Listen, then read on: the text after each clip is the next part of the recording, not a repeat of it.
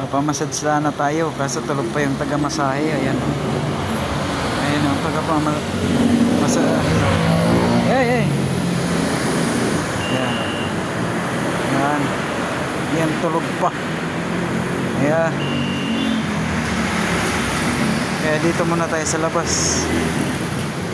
Ayan. Papamasahe sana ako ng kuko eh. Kasi tulog pa yung taga-masahe. Ayan. Ano kaya yun, no? Kailangan pa naman mamasahe ang kuko ko na yan. Ayan, no? Papamassage ko yan para ma-relax naman. Kasi pagod sa trabaho yung kuko ko na yan eh. Magkano kaya yung pamassage sa kuko, no? Open pa naman sila 24 hours. Ayan. Okay.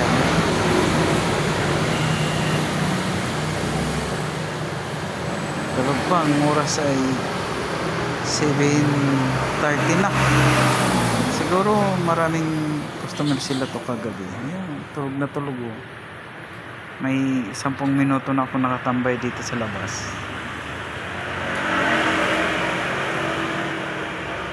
Mag-inquire sana tayo na magkano magpamasahe ng kuko. Ayan.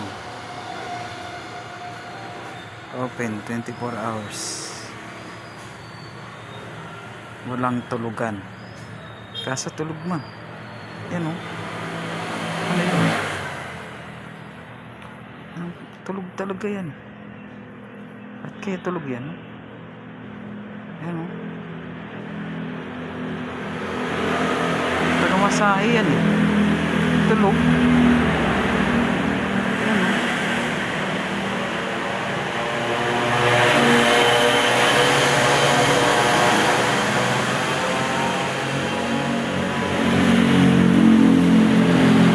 Ayan o. Paano mamamassage yung kuko natin dyan? Itulog yung taga-massage. Eh, paano kaya? Sila nabukas ang aircon. Hindi gumagana yung ano. Pamamassage ko sa aking kuko ko na yan eh.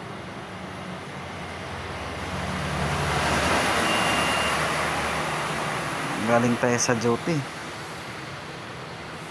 Diretso tayo dito sa massage kasi magpapamassage yung kuko natin.